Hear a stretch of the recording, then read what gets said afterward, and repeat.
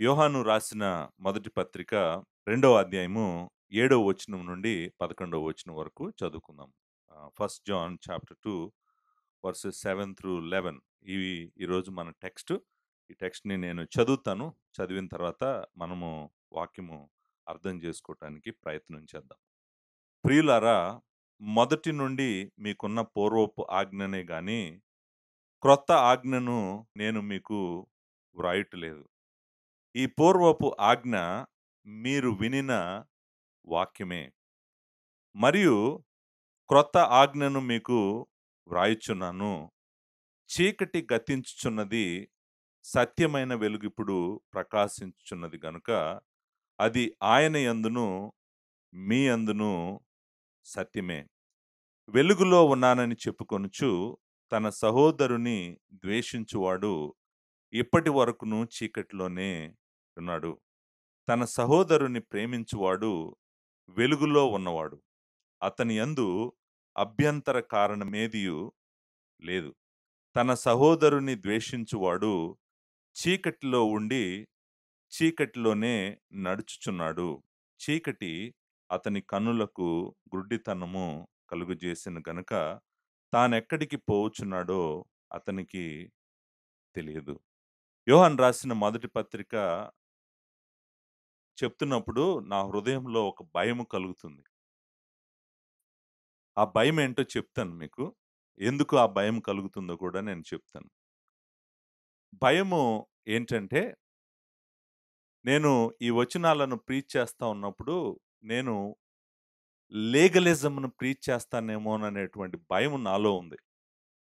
Legalism అంటే ఏంటంటే, నువ్వు క్రియలు చేయాలి. నువ్వు చేసేటువంటి క్రియల ద్వారానే నువ్వు దేవుని దగ్గరికి వెళ్ళగలవు అని చెప్పేటువంటిది లీగలిజం. అది నేను చెప్తానేమో ఈ వాక్యం చెప్తున్నప్పుడు అనేటువంటి భయము నాలో కలుగుతుంది. ఎందుకో చెప్తాను. మీరు ఒక వచనం లాస్ట్ మెసేజ్ నుంచి తీసుకుంటాను. ఒక వచనము ఈ మెసేజ్ నుంచి తీసుకుంటాను. మీకు చూపిస్తాను. ఎందుకు నాకు ఆ భయము కలుగుతుందో చెప్తాను. దయచేసి మీరు చూడండి. రెండో అధ్యాయంలో 4 వచనం చూడండి. ఆయనను ఎరిగి ఉన్నామని చెప్పుకొనుచు, ఆయన ఆజ్ఞలను గైకొనని వాడు అబద్ధికుడు, వానిలో సత్యము లేదు. అంటే నిజానికి యోహాను రాసినటువంటి ఆ వచనం చదువుతుంటే మనకు కూడా ఏమనిపిస్తుందంటే, ఓహ్! యోహాను గూడా ఈ లీగలిజం చెప్తున్నాడా అన్నట్టు అనిపిస్తుందనమాట. ఇప్పుడు నేను గాదు మాట్లాడుతుంది. నేను గాదు చెప్తుంది. ఆయనేమంటున్నాడు? ఆయనేమంటున్నాడంటే, ఒకవేళ నువ్వు గనక నాకాయన తెలుసని, నాకు దేవుడు తెలుసని, నేను రక్షించబడ్డానని, నేను దేవుని బిడ్డనని నువ్వు చెప్తూ, ఒకవేళ ఆయన మాట గనక నువ్వు వినకపోయావంటే, నువ్వు అబద్ధికుడివి. నువ్వు అబద్ధం చెప్తున్నావు. నీలో సత్యం లేదు అని చెప్తున్నాడాయన. ఆ మాట మనం చదువుతుంటే మనకు భయమేస్తది. నాకు కూడా భయమేస్తుంది. ఎందుకంటే, ఒకవేళ నువ్వు గనక దేవుని మాట వినట్లేదనుకో, నువ్వు అన్‌బిలీవర్ అని చెప్పాలంటే నాకు భయమేస్తుందనమాట. ఎందుకంటే, ఓహ్! అంటే నేను ఆయన మాట వింటేనే బిలీవర్‌నా? అంటే ఆయన చెప్పినవన్నీ చేస్తేనే నాకు రక్షణ ఇస్తాడాయన? ఆయన చెప్పినవన్నీ చేస్తేనే నాకు పరలోకానికి నిచ్చెన దొరుకుతదా? ఆ నిచ్చెన ఎక్కి నేను పరలోకం ఎళ్తానా? నా క్రియల ద్వారా మరలా నేను పరలోకం ఎళ్తానా? లేకపోతే నేను పరలోకం ఎళ్ళనా? అనేటువంటి డౌటు మీ హృదయాల్లో రావటానికి అవకాశం ఉంది. ఈరోజు చదివినటువంటి టెక్స్ట్‌లో నుంచి గూడా ఇంకొక మాట చెప్తాను. 9వ వచనం. వెలుగులో ఉన్నానని చెప్పుకొనుచు తన సహోదరుని ద్వేషించువాడు ఇప్పటి వరకును చీకటిలోనే ఉన్నాడు. అంటే నేను దేవునితో సహవాసం చేస్తున్నాను, వెలుగులోకి వచ్చాను, జీవంలోకొచ్చాను, నాకు దేవుడు తెలుసు అని చెప్పి, ఒక సహోదరుడిని ఒక వ్యక్తి గనక ద్వేషిస్తుంటే, అతను ఇంకా చీకటిలోనే ఉన్నాడని దేవుని వాక్యము సెలవిస్తున్నప్పుడు, అతను అన్‌బిలీవరు. ఒక విశ్వాసి తన సహోదరుడిని ప్రేమించకుండా, నేను విశ్వాసినని ఎన్ని సార్లు చెప్పుకున్నా కూడా ఉపయోగం లేదు. ఎప్పుడైతే తను తన సహోదరుడిని ప్రేమిస్తాడో, అప్పుడే అతను నిజమైన విశ్వాసి అని తెలుస్తుంది. ఇప్పుడు వెంటనే మనుషులేమంటారంటే, నేను సహోదరులను ప్రేమిస్తేనే నేను పరలోకం ఎళ్తానా? మరలా ఈ ప్రేమ అనేటువంటి నిచ్చెనేసుకొనే నేను పరలోకం ఎక్కగలనా? నిత్య జీవానికి వెళ్ళటానికి ఈ క్రియలన్నీ చేస్తేనే నేను నిత్య జీవానికి వెళ్ళగలనా? అనేటువంటి ప్రశ్నలు మనిషి హృదయంలో కలగటానికి అవకాశం ఉంది. సో, కాబట్టి దయచేసి మీరు గుర్తుపెట్టుకోండి. యోహాను ఏం చెప్తున్నాడో నేనది చెప్తున్నాను. యోహాను ఏం రాసాడో నేనది చెప్తున్నాను. సో, అది కొంతమందికి లీగలిజం అని అనిపించిందనుకోండి. మీరు ఆర్గ్యూ చేయాల్సింది నాతో కాదు, జాన్‌తో ఆర్గ్యూ చేయాలి. ఎందుకో చెప్తాను, మీరు జాగ్రత్తగా వినండి. మన సాల్వేషన్, మన రక్షణ ఎప్పుడూ గూడా క్రియల వలన కలగదు. మరలా చెప్తున్నాను. Our salvation is not through works. Never through works. మనం జేసేటువంటి క్రియల వలన కాదు. మన సాల్వేషన్ దేని వలన కలుగుతుందంటే, ఎవరి వలన కలుగుతుందంటే, కేవలం క్రీస్తు వలన మాత్రమే మనం రక్షించబడ్డాము. దేవుని కుమారుడు తన మహిమను విడిచిపెట్టి, మనల్ని వెతుక్కుంటూ వచ్చి, మన స్థానంలో మన వలే జన్మించి, మన రూపము తీసుకొని నరునిగా వచ్చి ఒక సేవకుడుగా అయ్యి మన స్థానంలో ఆయన తన ప్రాణం పెట్టాడు కాబట్టి, సిలువలో తన రక్తము, పరిశుద్ధమైన రక్తం కార్చాడు కాబట్టి, ఆయన పవిత్రమైన రక్తము ద్వారా మన పాపములకు విమోచన కలుగుతుంది కాబట్టి, ఆయన నీతి ద్వారా మనకు నిత్య జీవం కలుగుతుంది కాబట్టి మనం పరలోకం వెళ్తున్నాం. మన క్రియల వలన మనము ఆయన ఆజ్ఞలను గైకొన్నాం కాబట్టి, లేకపోతే సహోదరులను ప్రేమిస్తున్నాం కాబట్టి, ఇలా చేస్తేనే నేను పరలోకం వెళ్తాను, ఇలా చేయకపోతే నేను పరలోకం వెళ్ళను అనే డిస్కషన్ మీరు చేయటానికి ముందు మీరు అర్థం చేసుకోవాల్సింది ఏంటంటే, నేను పరలోకం వెళ్ళటానికి నేను చేసినటువంటి మంచి కార్యాల వలన కాదు. నేను పరలోకం వెళ్ళటానికి ఒకే ఒక్క కారణము లార్డ్ జీసస్ క్రైస్టు.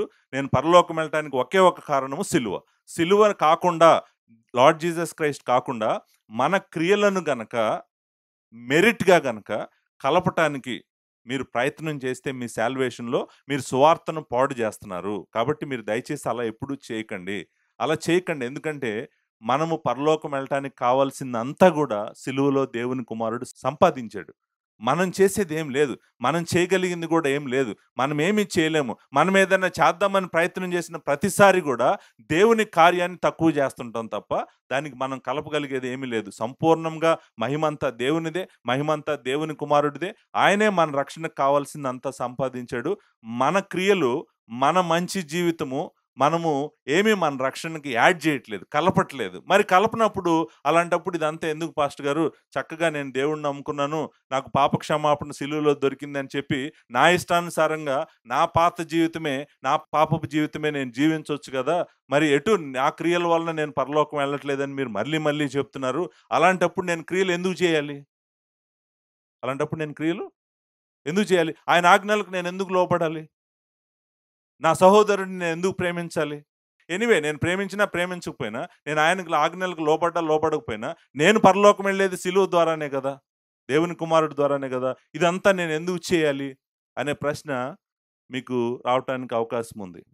దానికి ఆన్సరు ఏంటంటే, నిజంగా దేవుడిని నమ్ముకున్న బిడ్డ, అంటే నిజంగా సిలువ దగ్గరికొచ్చినటువంటి వ్యక్తి దేవుడి మాట వింటాడు. నిజంగా సిలువను అర్థం చేసుకున్న వ్యక్తి తన సహోదరుడిని ప్రేమిస్తాడు. తన సహోదరిని ప్రేమిస్తాడు.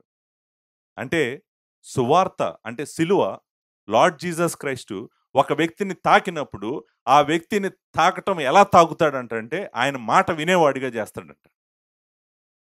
ఆయన ప్రేమను చూపించేవాడిగా చేస్తాడంట. అంటే అర్థం ఏంటంటే, మనం చెప్పాలనుకున్నటువంటి పాయింట్ ఏంటంటే, మనము దేవునికి చూపించే విధేయత గాని, మన పవిత్రమైన జీవితం గాని, మన నీతి గాని, మన ప్రేమ గాని, అవన్నీ గూడా దేవుని కుమారుడు సిలువలో చేసినటువంటి కార్యానికి కృతజ్ఞతగా మాత్రమే చేస్తున్నాం మనము. అవి కేవలము మనము రక్షించబడ్డామని చెప్పటానికి రుజువు మాత్రమే కానీ, అవి మన రక్షణకు ఆధారము కాదు. దయచేసి మీరు they are evidence only, not the basis of our salvation. The basis of our salvation is always lord Jesus Christ and the cross. అది మాత్రం మీరు మర్చిపోయారనుకోండి, అంటే ఆయన తాకినా కూడా ఆ జీవితం మారదు, నిజంగా సువార్త విన్న వ్యక్తి మారకుండా తిరుగుతాడు అనేటువంటిది అబద్ధమైన సువార్త. అది నిజమైన సువార్త కాదు. ఆయన తాకిన హృదయం ఎప్పటికీ మారుతుంది.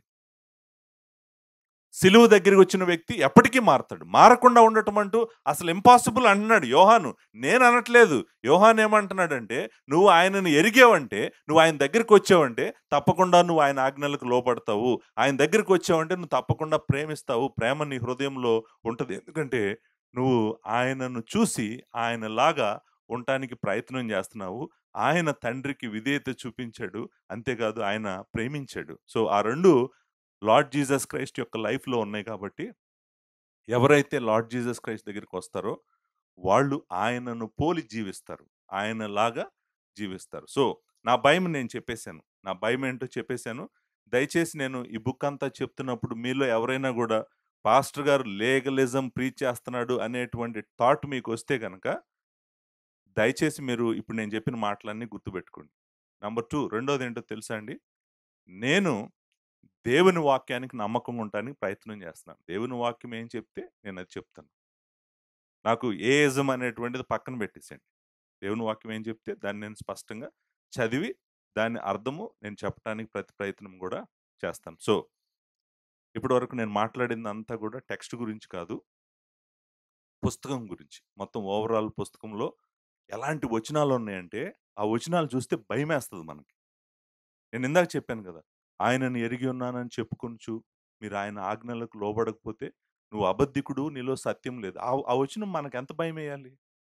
ఓహ్! నేను బిలీవర్‌నని చెప్పుకుంటూ, ఆయన మాట వినకపోతే, నేను అన్‌బిలీవర్‌నా? యెస్! నువ్వు అన్‌బిలీవర్‌వే ఆయన మాట వినకపోతే. నువ్వు ఆయన మాట ఎందుకు వింటున్నావంటే, నువ్వు రక్షణ సంపాదించుకోవటానికి వింటలేదు.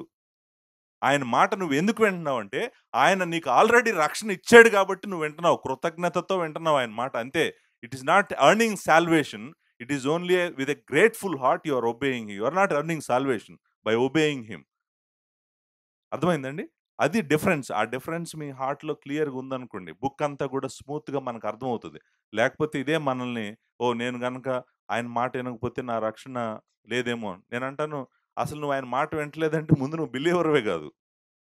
అర్థమైందా? మీరు దాన్ని తప్పుగా అర్థం చేసుకుంటున్నారు. నేను ఆయన మాట వినకుండా తిరుగుతున్నానంటే అర్థము, నేను ఎవరు అనే క్వెషన్ నీకు రావాల్సిన అవసరం లేదు. నువ్వు ఆయన మాట వినకుండా తిరుగుతున్నావంటే నువ్వు అన్‌బిలీవర్‌వే. ఎందుకంటే నీకు ఇంకా సువార్త నీకు సరిగ్గా అర్థం కాలేదు. ఎవరైతే సిలువను, సువార్తను సరిగ్గా అర్థం చేసుకుంటారో తప్పకుండా ఆయన మాట వింటారు. ఆయన ప్రేమించమని చెప్తే ప్రేమిస్తారు. ఆయన సహవాసం చేయమని చెప్తే సహవాసం చేస్తారు. సంఘం మానొద్దంటే మానకుండా ఉంటారు. అంటే ఆయనను ప్రేమించటం కోసం ఆళ్ళేవైనా చేస్తారనమాట. సో, అది సువార్త తాకినటువంటి జీవితం అనేటువంటిది గుర్తుపెట్టుకోండి. Now come back to the text. టెక్స్ట్‌కొచ్చేద్దాం మనం. రెండో అధ్యాయము 7వ వచనం నుంచి 11వ వచనం వరకు. ఈ 7వ వచనం నుంచి 11వ వచనం వరకు విషయం అంతా గూడా 7, 8 వచనాల్లోనే ఉందండి. విషయం అంతా ఎక్కడుంది? 7, 8 వచనాల్లోనే ఉంది. మరి 9-11 ఏంటి? 9, 10, 11 ఏంటి? 9, 10, 11 ఏమీ లేదు. మీరు మామూలుగా చదివినా గూడా మీకు అర్థమవుతది 9, 10, 11. 9వ వచనంలో ఏముంది? వెలుగులో ఉన్నానని చెప్పుకొనుచు తన సహోదరుని ద్వేషించువాడు ఇప్పటి వరకు చీకటిలోనే ఉన్నాడు. మీకు అర్థమైంది. దానికి వివరించాల్సిన అవసరం గూడా లేదు. ఎవరైనా గూడా నేను వెలుగులో ఉన్నాను, నేను దేవునితో ఉన్నాను, నేను జీవంలో ఉన్నానని చెప్పి తన సహోదరుడిని గనక ద్వేషించాడంటే ఇంకా తను ఎక్కడున్నాడు? చీకటిలోనే ఉన్నాడు. 10వ వచనం తన సహోదరుని ప్రేమించువాడు వెలుగులో ఉన్నవాడు. అతని యందు అభ్యంతర కారణం ఏమీ లేదు. ఎవరైతే ప్రేమిస్తారో వాళ్ళు ఆల్రెడీ వెలుగులో ఉన్నారు. వాళ్ళకి అభ్యంతరం కలుగజేసేటువంటిది ఏమీ లేదు. వెలుగులో ఉన్నారు కాబట్టి వాళ్ళకి దేది అభ్యంతరం కలుగజేయదు. 11వ వచనం తన సహోదరుని ద్వేషించువాడు చీకటిలో ఉండి చీకటిలోనే నడుచున్నాడు. చీకటి అతని కనులో గుడ్డితనం కలుగజేసింది గనుక తానెక్కడికి పోవచ్చున్నాడో అతనికి తెలీదు. అంతే గదండీ! చీకటిలో ఉన్నోడికి ఎక్కడ పోతున్నాడో తెలీదు. ఒకవేళ మీకు డౌట్ ఉందనుకోండి, కళ్ళు మూసుకొని నడవటానికి ప్రయత్నం చేయండి. మీకే అర్థమవుతది. సో, చీకటిలో ఉన్నవాడు ఎక్కడికి పోతున్నాడో వాడికే తెలీదనే మాట నాకు అర్థం కావట్లేదు పాస్టర్ గారు అంటే గనక, జస్ట్ క్లోజ్ యువర్ ఐస్. నువ్వు కళ్ళు మూసుకోగానే మొత్తం చీకటవుతది. అప్పుడు దాంట్లో నడవటానికి ప్రయత్నం చేయండి. ఎక్కడికెళ్తున్నారో మీకు తెలుస్తదో లేదో మీకే తెలుస్తదనమాట. సో, నేననుకుంటాను 9వ వచనం, 10వ వచనం, 11వ వచనంలో మనం అర్థం చేసుకోలేనటువంటిది, కష్టమైనటువంటిది ఏమీ లేదు. విషయమంతా ఎక్కడుంది మళ్ళీ? ఏడో వచనం, ఎనిమిదో వచనంలో ఉంది. అర్థమైందా? సో, 9, 10, 11 7, 8లో ఉన్న సత్యం యొక్క అప్లికేషన్.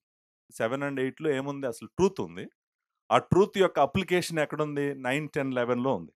సో, విషయం అంతా ఎక్కడుంది? 7 అండ్ 8. 7 అండ్ 8 అర్థం చేసుకోవటం కొంచెం కష్టం. ఎందుకు కష్టమో చెప్తాను మీరు జాగ్రత్తగా చూడండి. 7లో ఏముంది? ప్రియులారా మొదటి నుండి మీకున్న పూర్వపు ఆజ్ఞనే గాని, క్రొత్త ఆజ్ఞను నేను మీకు వ్రాయట్లేదు. ఈ పూర్వపు ఆజ్ఞ మీరు వినిన వాక్యమే. ఇప్పుడు ఏడో వచనంలో ఏం చెప్పాడు? నేను మీకు క్రొత్త ఆజ్ఞ ఏం చెప్పట్లేదు. పూర్వపు ఆజ్ఞే మీకు చెప్తున్నాను. పూర్వపు ఆజ్ఞ బాగా పూర్వమైందేం గాదు. ఆల్రెడీ మీరు విన్నారు దాన్ని. మీరు విన్నటువంటి వాక్యమే అని చెప్పాడు. అంతే కదా! ఏడో వచనం. ఎనిమిదో వచనం చూడండి. ఎనిమిదో వచనంలో ఏమంటున్నాడు? మరియు క్రొత్త ఆజ్ఞను మీకు వ్రాయుచున్నాను. చీకటి గతించుచున్నది, సత్యమైన వెలుగిప్పుడు ప్రకాశించున్నది గనుక అది ఆయన యందును, మీ యందును సత్యమే. ఇప్పుడు చెప్పండి ఎందుకు కష్టం ఈ 2 వచనాలు? Why they are difficult to understand?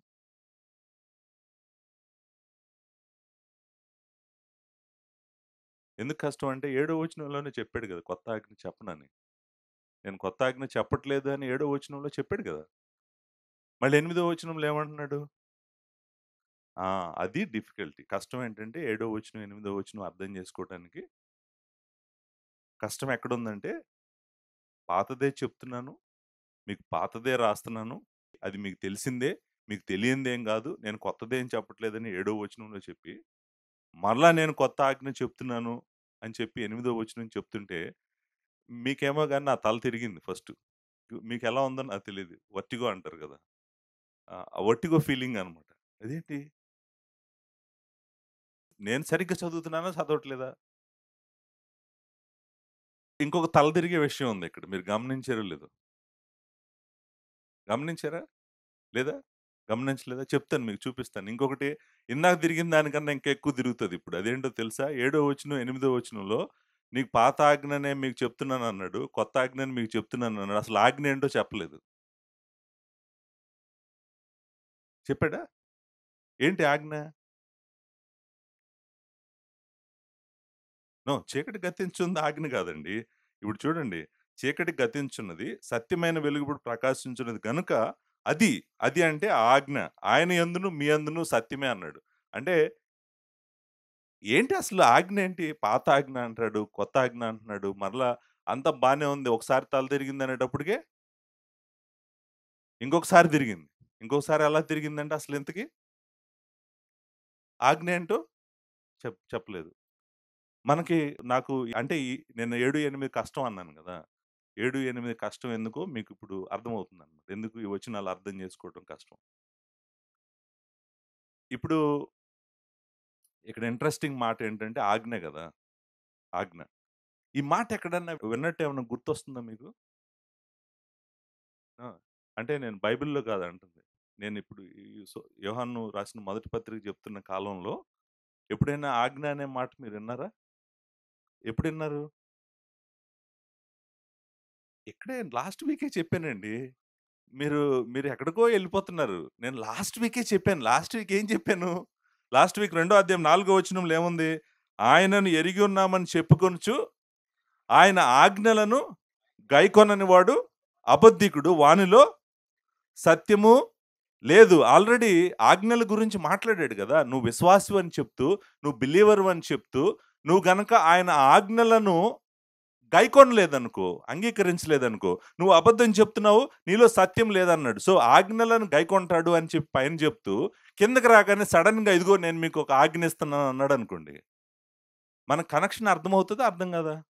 ఓహ్! అంటే దేవుడు మనల్ని గైకొనమన్నటువంటి ఆజ్ఞలలో ఒక ఆజ్ఞ గురించి ఈయనిక్కడ రాస్తున్నాడు. ఆ ఆజ్ఞలకి, ఈ ఆజ్ఞకి కనెక్షన్ ఉంది. ఆ కనెక్షన్ మనం మిస్ అవ్వకూడదు. అవునా కదా! రాస్తున్నాడు. ఆజ్ఞలు గైకొంటాడంట. ఎవరైతే బిలీవర్ ఉన్నాడో వాడు ఆయన మాట వింటాడంట. 5వ వచనం. ఆయన వాక్యము ఎవడు గైకొనునో వానిలో దేవుని ప్రేమ నిజముగా పరిపూర్ణమాయననే మాట మనం చూస్తాం గదండీ. సో, నేను అనుకుంటాను ఈ ఆజ్ఞ ఏంటి అనేటువంటిది మనం కనుక్కోవాలి ఫస్టు. తర్వాత పాత ఆజ్ఞ ఏంటి? క్రొత్త ఆజ్ఞ ఏంటి? పాత ఆజ్ఞ ఏంటి? క్రొత్త ఆజ్ఞ ఏంటి? ఇది గూడా మనం కనుక్కోవాలి. ఇది కనుక్కుంటేనే గాని అసలు ఈ ప్యాసేజ్ అంతా గూడా మనకు అన్‌పాక్ అవుతది. లేకపోతే ఈ ప్యాసేజ్ అంతా మనకి అన్‌పాక్ అవ్వదు. కాకపోతే ఒక క్లూ ఉంది మన దగ్గర. దీన్ని అర్థం చేసుకోవడానికి 7, 8 అర్థం చేసుకోవడానికి మన దగ్గర ఒక క్లూ ఉంది. ఆ క్లూ ఏంటంటే 9, 10, 11 వచనాలు. ఏంటి 9, 10, 11 వచనాలు ఏం జెప్తున్నాయి? ఆ! ప్రేమ గురించి చెప్తున్నాయి. 9, 10, 11 వచనాలు ఏం జెప్తున్నాయి? ప్రేమ గురించి చెప్తున్నాయి. అంటే నేనన్నాను గదా! సడెన్‌గా వెలుగులో ఉన్నానని చెప్పుకొనుచు తన సహోదరుని ద్వేషించువాడు ఇప్పటి వరకు చీకటిలోనే ఉన్నాడు. సో, అంటే మనకు అర్థమవుతుందేంటంటే ద్వేషించటము, ప్రేమించటము అనేటువంటిది మనకు కింద కనిపిస్తుంది గాబట్టి, ఈ ఆజ్ఞ పాత ఆజ్ఞైనా, కొత్త ఆజ్ఞైనా గూడా ఈ ఆజ్ఞ ఏమై ఉండొచ్చంటే, సహోదరుడిని ప్రేమించటం గురించి అయ్యుండొచ్చు. సో, సహోదరుడిని ప్రేమించటం గురించి అయ్యుండొచ్చు. సో, అట్‌లీస్ట్ మనకి ఆ క్లూ అయితే అర్థమవుతుంది. అప్లికేషన్ వచనాలను జూసుకుంటే, ఓహ్! మళ్ళీ మనం వెనక్కెళ్తే మేబీ ఆయన మాట్లాడుతున్నటువంటి ఆజ్ఞ మనము సహోదరులను, సహోదరీలను ప్రేమించటము అని అనుకుంటా అనేటువంటిది అర్థమవుతుంది. కానీ మీరు కొంచెం ఈ పుస్తకంలోనే ముందుకి వచ్చారనుకోండి. మనం ముందుకొస్తే మనకు మూడో అధ్యాయం 11 వచనంలో క్లూస్ వెతుకుతున్నాం మనం దీన్ని అన్‌పాక్ జేయటానికి. మూడో అధ్యాయం 11 వచనం ఏముందండి? మనం ఒకరినొకడు ప్రేమింపవలనన్నది మొదటి నుండి మీరు వినిన వర్తమానమే గదా! మొదటి నుంచి మీరు విన్నటువంటి వర్తమానం ఏంటంటే, మనం ఒకరినొకరు ప్రేమించాలి. మీరు చూడండి ఏడో వచనంలో ఏమన్నాడు? ఈ పూర్వపు ఆజ్ఞ మీరు వినిన వాక్యమే గదా! అన్నాడు గదా! ఈ పూర్వపు ఆజ్ఞ ఏమన్నాడు? మీరు వినిన వాక్యమే గదా! అని. ఇక్కడేమంటున్నాడంటే, మొదటి నుండి మీరు వినిన వర్తమానమే కదా! అన్నాడు. ఇక్కడ మొదటి నుండి మీరు వినిన వాక్యమే గదా! అని. మొదటి నుండి అనేటువంటి మాట మనం ఇక్కడ గూడా ఉంది గదా! 2:7లో గూడా ఉంది. మొదటి నుండి అనేటువంటి మాట ఇక్కడ గూడా ఉంది గదా! సో, మనకక్కడ కొద్దిగా మనకి లింకు కనపడతా ఉన్నట్టుగా అనిపిస్తా ఉంది. మేబీ ఇది అయ్యుండొచ్చేమో అని అనేటువంటిది. మూడో అధ్యాయం 23 వచనం. ఆయన ఆజ్ఞ ఏదనగా, ఆయన కుమారుడైన యేసుక్రీస్తు నామమును నమ్ముకొని, ఆయన మనకు ఆజ్ఞ ఇచ్చిన ప్రకారము ఒకనినొకడు ప్రేమింపవలనన్నదే. అంటే ఆయన ఇచ్చిన ఆజ్ఞ ఏంటి మనకి? ఒకరినొకడు ప్రేమించాలి. మనకి కొంచెం కొంచెం లింక్స్ ఏదో అర్థమవుతున్నట్టు అనిపిస్తా ఉంది గదా! ఓహ్! అంటే ఈయనిచ్చినటువంటి ఆజ్ఞ, మనకు దేవుడిచ్చినటువంటి ఆజ్ఞ మనం ఒకరినొకరు నిజానికి ఈ పుస్తకం అంతా కూడా మీరు చదువుతా ఉంటే, మనకు ప్రేమ గురించి దేవుడు చాలా సార్లు మాట్లాడతాడు. దేవుడిచ్చినటువంటి ఆజ్ఞ గురించి చాలా సార్లు మాట్లాడతాడు గానీ, మీరు యోహాను రాసిన రెండో పత్రిక రండి. రెండో పత్రిక 5వ వచనము మనం చదువుదాం. 2 జాన్ వర్స్ 5 మనం అక్కడికొస్తే మనకు కొంచెం ఫుల్ క్లారిటీ వచ్చేస్తది. కాగా అమ్మా, క్రొత్త ఆజ్ఞను నీకు రాసినట్టు కాదు గాని, మొదటి నుండి మనకు కలిగిన ఆజ్ఞయే వ్రాయుచు, మనము ఒకరినొకరు ప్రేమింపవలనని నిన్ను వేడుకొనుచున్నాము. ఈయనైతే ఇక్కడ మళ్ళీ ఓల్డ్ ఆజ్ఞ, కొత్త ఆజ్ఞ 2 ఆజ్ఞలు తీసుకొచ్చి, రెండిటి యొక్క సమ్మరీ మనకిక్కడ చూపిస్తున్నాడు. ఏంటంటే, క్రొత్త ఆజ్ఞ మీకు రాసినట్టు కాదు గానీ, మొదటి నుండి మనకు కలిగిన ఆజ్ఞనే వ్రాయచు, మనము ఒకరినొకరు ప్రేమింపవలననే నిన్ను వేడుకొనుచున్నాము. చూడండి, మనం ఆయన ఆజ్ఞల ప్రకారము నడుచుటయే ప్రేమ. మీరు మొదటి నుండి వినిన ప్రకారము ప్రేమలో నడుచుకొనవలెనను అన్నదియే ఆ ఆజ్ఞ. ఆ ఆజ్ఞ ఏంటంట? మనం ప్రేమలో నడుచుకోవాలనేటువంటిదే దేవుని యొక్క ఆజ్ఞ. సో, నిజానికి మనకు అర్థమవుతుందేంటంటే, ఈయన మాట్లాడాలనుకున్నటువంటి ఆజ్ఞ, పాత ఆజ్ఞ, కొత్త ఆజ్ఞ. 7 వచనంలో పాత ఆజ్ఞ అని చెప్పాడు. 8 వచనంలో క్రొత్త ఆజ్ఞ అని చెప్పాడు. సో, ఈ 2 కూడా మాట్లాడుతున్నటువంటి విషయం అయితే ఒకటే. అదేంటంటే, మనము ఒకరినొకరు ప్రేమించాలి. మనం ఒకరినొకరు ప్రేమించాలి. నిజానికి దేవుని దగ్గరకొచ్చినటువంటి దేవుని బిడ్డలకు, దేవుని కుటుంబంలో ఉన్నటువంటి వ్యక్తికి ఉండాల్సినటువంటి ప్రాముఖ్యమైన లక్షణము. అన్నిటికన్నా గూడా ప్రాముఖ్యమైన లక్షణము. ఆయన ఆజ్ఞలన్నిటిలో గూడా ప్రాముఖ్యమైనటువంటి ఆజ్ఞ ఆయన చెప్తున్నటువంటిదేంటంటే, నీ సహోదరుని నువ్వు ప్రేమించు. నీ సహోదరిని నువ్వు ప్రేమించు. ఈ ఆజ్ఞే ప్రాముఖ్యమైనటువంటి ఆజ్ఞ. ఏడో వచనం మాట్లాడుతుందదే. ఎనిమిదో వచనం గూడా మాట్లాడుతుందదే. 9-11 వరకు కూడా మాట్లాడుతుంది అదే. విషయమంతా ఏంటంటే, మనము మన సహోదరులను ప్రేమించాలి. ప్రేమ గురించే మాట్లాడుతుంది. నేను వచనాలు ఎక్స్‌ప్లెయిన్ జేసి కొంచెంసేపు ప్రేమ గురించి మాట్లాడతాను. ముందు ఏడో వచనం, ఎనిమిదో వచనం లెట్ మీ ఎక్స్‌ప్లెయిన్. అసలిక్కడ ఏం జెప్తున్నాడు ఆయన అనేటువంటిది మనకు అర్థమవుతది. ప్రియులారా అని పిలిచాడు గదండీ! ప్రియులారా అనేటువంటిది చాలా మంచి మాట. బిలవ్డ్ అంటాం గదా!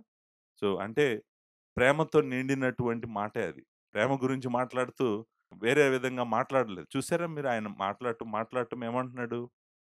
ప్రియులారా అంటున్నాడు. అంటే చాలా ప్రేమగా పిలుస్తున్నాడు. ప్రేమగా పిలుస్తున్నాడు. ప్రేమగా అడ్రెస్ చేస్తున్నాడు మనం. ఆ అడ్రెస్ చేస్తూ ఏమంటున్నాడంటే, మొదటి నుండి మీకున్న పూర్వపు ఆజ్ఞనే గాని, క్రొత్త ఆజ్ఞను మీకు వ్రాయట్లేదు. ఈ పూర్వపు ఆజ్ఞ మీరు వినిన వాక్యమే. ఆయనేమంటున్నాడంటే, ఇప్పుడు నేను చెప్పాలనుకున్నటువంటి ఈ ఆజ్ఞ దేవుడు ఎప్పుడో ఇచ్చాడు. మొదటి నుండి అనే మాట ఉంది గదండీ! మొదటి నుండి లేకపోతే పూర్వము అనే మాట. పూర్వము, మొదలు అంటే అర్థం ఏంటంటే మనం వెనక్కి తిరిగి చూడాలి. వెనక్కి తిరిగి చూసినప్పుడు మనం ఎంత వెనక్కి తిరగాలి? నిజంగా సువార్తల వరకెళ్ళాలా? లేకపోతే యెషయా గ్రంథం వరకెళ్ళాలా? లేకపోతే ఆదికాండం వరకెళ్ళాలా? ఎక్కడి వరకెళ్ళాలి? పూర్వం అంటే వెతుక్కుంటూ ఎంత దూరం ఎళ్ళాలి మనం? పూర్వపు ఆజ్ఞ అంటే ఎప్పుడు దేవుడిచ్చినటువంటిది? ఎంత పూర్వపు ఆజ్ఞ? మొదటి నుండి అంటే అర్థం ఏంటి? ఏంటి ఆయన ఇచ్చినటువంటి ఆజ్ఞ? ఎంత పూర్వం కాలంలో ఇచ్చాడు ఈ ఆజ్ఞ అని మనం వెతుక్కుంటూ ఎళ్ళామనుకోండి, నేననుకుంటాను ధర్మశాస్త్రము గూడా నిన్ను వలె నీ పొరుగువాడిని ప్రేమింపవలననేటువంటి ధర్మశాస్త్రం గూడా చెప్తుంది. మనము యాస్ ఫార్ యాస్ మోషే దగ్గర వరకెళ్ళొచ్చు. మోషే చెప్తున్నటువంటిది ఏంటంటే, నిన్ను వలె నీ పొరుగువాడిని ప్రేమించుము. ప్రేమ అనేటువంటిది పొరుగువాడిని ప్రేమించడం అనేటువంటిది దేవుడి వ్యక్తిత్వంలో నుంచి వస్తుంది. అది మొట్టమొదటి నుంచి గూడా ఉంది. మనము లేవికాండంలో చూస్తాము. తర్వాత ద్వితీయోపదేశ కాండంలో చూస్తాము. రకరకాల 19వ అధ్యాయము 18వ వచనము ఈ మాట ఉంటదనమాట. కీడుకు ప్రతి కీడు చేయకూడదు. మనం అనుకుంటాము పేతురు జెప్పాడు ఈ మాట అనుకుంటాం కదా! కీడుకు ప్రతి కీడు చేయకూడదని ఎవరు జెప్పారు? మనకు తెలిసిందేంటంటే న్యూ టెస్టమెంట్ చెప్తుందంటాం. నువ్వంటావు నువ్వసలు ఓల్డ్ టెస్టమెంట్ చదివితే కదా! నీ న్యూ టెస్టమెంట్ చెప్పిందా? ఓల్డ్ టెస్టమెంట్ చెప్పిందా తెలియటానికి. కీడుకు ప్రతి కీడు చేయకూడదు. నీ ప్రజల మీద కోపముంచుకొనక నిన్ను వలె నీ పొరుగువాడిని ప్రేమింపవలెను. అవునా కాదా? నిన్ను వలె నీ పొరుగువాడిని ప్రేమించవలను. ఆయనను మొట్టమొదట ద్వితీయోపదేశకాండం 6:5లో మన దేవుడిని ప్రేమించాలనుంది కదా! మన పూర్ణ హృదయంతో, మన పూర్ణ ఆత్మతో, పూర్ణ శక్తితో నీ దేవుడైన యెహోవాను ప్రేమించుము. ద్వితీయోపదేశకాండం 6 అధ్యాయము 5 వచనంలో. ఆయనను ప్రేమించటం మాత్రమే కాదు, నిన్ను వలె నీ పొరుగువారిని ప్రేమించమని లేవికాండము 19, 18లో గూడా చెప్తుంది. అంటే అర్థమేంటి? అసలిది ఎంత ఓల్డ్ అని వెతుక్కుంటూ మనం ఎళ్ళామనుకోండి, ఎళ్తే మనం ఎక్కడ ఎండ్ అవుతున్నామంటే ఆల్‌మోస్ట్ బైబిల్‌లో ఫస్ట్ పుస్తకాల్లో ఉందన్నమాట. దేవుడు కోరుకుంటుంది ఏంటంటే ఎప్పుడు గూడా మనము మన సహోదరులను ప్రేమించాలి అనేటువంటిది ఆయన చెప్తూ ఉన్నాడు. నిజానికి మనము ఇదే కమాండ్ మనం న్యూ టెస్ట్‌మెంట్‌లో గూడా చాలా సార్లు చూసాం గానీ, మనము సహోదరులను ప్రేమించాలని, నిన్ను వలె నీ పొరుగువాడిని ప్రేమించాలని దేవుడు ఆది నుండి ఇచ్చినటువంటి ఆజ్ఞ ఇది. ఇది క్రొత్త ఆజ్ఞ కాదు అనేటువంటిది మనం చూస్తాం. మత్తయి సువార్త 22వ అధ్యాయము మనకు తెలిసినటువంటి summary of the old testament and profits మనం చూస్తాం గదా! ధర్మశాస్త్రం, ప్రవక్తలు అన్నిటి యొక్క సమ్మరీ ఏంటండి? 37, 22, 37, 38, 39, 40 అందుకాయన నీ పూర్ణ హృదయముతోను, నీ పూర్ణాత్మతోను, నీ పూర్ణ మనసుతోను నీ దేవుడైన ప్రభువును ప్రేమింపాలనన్నది ఇది ముఖ్యమైనది మొదటిదినైన ఆజ్ఞ. నిన్ను వలె నీ పొరుగువారిని ప్రేమింపాలననేది రెండవ ఆజ్ఞయు దాని వంటిదే. ఈ 2 ఆజ్ఞలు ధర్మశాస్త్రం అంతటికిని ప్రవక్తలకును ఆధారమై ఉన్నవని అతనితో చెప్పెను. మీరు జాగ్రత్తగా గుర్తుపెట్టుకోండి. ఇదేంటంటే మొట్టమొదటిది ద్వితీయోపదేశకాండం 6, 5 దేవుడిని పూర్ణ హృదయంతో ప్రేమించాలి. లేవికాండం 19, 18 నిన్ను వలె నీ పొరుగువాడిని ప్రేమించాలి. నిజానికి ఇక్కడ ప్రభువు సమ్మరైజ్ చేసిందేంటంటే ఎంటైర్ ఓల్డ్ టెస్టమెంట్ అంటే పాత నిబంధన గ్రంథం అంతా సమ్మరీ ఏంటంటే నీ దేవుడిని ప్రేమించాలి. నిన్ను వలె నీ పొరుగువాడిని ప్రేమించాలి. ఈ రెండిటికి కనెక్షన్ ఉంది. ఆ కనెక్షన్ ఏంటో గూడా నేను చూపిస్తాను. ఏంటంటే దేవుడిని ప్రేమించనటువంటి వాడు సహోదరుడిని ప్రేమించలేడు. దేవుడు ప్రేమ అర్థం కాని వాడు సహోదరుడిని ప్రేమించలేడు. సో, మనకి ప్రేమకు ఆధారము దేవుని ప్రేమే. దేవుడి నుంచి మనకొచ్చినటువంటి ప్రేమ, మనము దేవుని మీద చూపిస్తున్నటువంటి ప్రేమనమాట. రోమీయులకు రాసిన పత్రిక 13వ అధ్యాయము మనము డైరెక్ట్‌గా ఈ వచనాలను ఇక్కడ చూస్తాం. 13వ అధ్యాయంలో కోట్ చేస్తాడు పౌలు. రోమీయులకు రాసిన పత్రిక 13వ అధ్యాయము 8వ వచనంలో ఉందా? ఆ! ఒకనినొకడు ప్రేమించుట విషయంలో తప్ప మరేమియు ఎవనికి అచ్చి ఉండవద్దు. పొరుగువానిని ప్రేమించువాడే ధర్మశాస్త్రమును నెరవేర్చువాడు. జాగ్రత్తగా వినండి. అక్కడ మాట్లాడుతూ చాలా విషయాలు మాట్లాడుతూ 9లో, 10లో అంటాడు. ప్రేమ పొరుగువానికి కీడు చేయదు గనుక ప్రేమ కలిగి ఉండుట ధర్మశాస్త్రమును నెరవేర్చుటే అన్నాడు. చూడండి అంటే లేవికాండం, ద్వితీయోపదేశకాండం అన్నిటిని సమ్మరైజ్ చేసాడు ఇక్కడ పాలు. సమ్మరైజ్ చేసి ఏమంటున్నాడంటే ఒకడినొకడు ప్రేమించుటే ధర్మశాస్త్రం యొక్క సమ్మరీ. ఇప్పుడు చూడండి. నేను, నేను మిమ్మల్ని మొదటి నుండి ఉన్నటువంటి ఆజ్ఞే అని చెప్పి మిమ్మల్ని నేను మోషే దగ్గరికి తీసుకెళ్ళాను. పూర్వపు ఆజ్ఞ అనగానే నేను మిమ్మల్ని మోషే దగ్గరికి తీసుకెళ్ళాను. మీరందరూ అనుకున్నారు, ఓహ్! ఏడో వచనం మాట్లాడుతున్నటువంటిది ఈ ఆజ్ఞ పాత నిబంధన గ్రంథంలో మొదటి నుంచి ఉందని చెప్తున్నాడు యోహాన్ అని మీరు అనుకుంటారు. నిజానికి యోహాను చెప్తుంది అది కాదు. అది ఎందుకు కాదో నేను చెప్తాను. ఇప్పుడు మీరు ఏడో వచనం దగ్గరికి రండి. ఏడో వచనంలో ఏమన్నాడు చూడండి.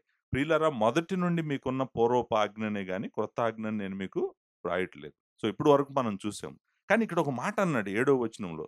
ఈ పూర్వపు ఆజ్ఞ మీరు వినిన వాక్యమే అంటున్నాడు. చూడండి ఇక్కడికొచ్చేటప్పటికే ఆయన ఏమంటున్నాడు? ఈ పూర్వపు ఆజ్ఞను ఎక్కడికి రెస్ట్రిక్ట్ చేస్తున్నాడు?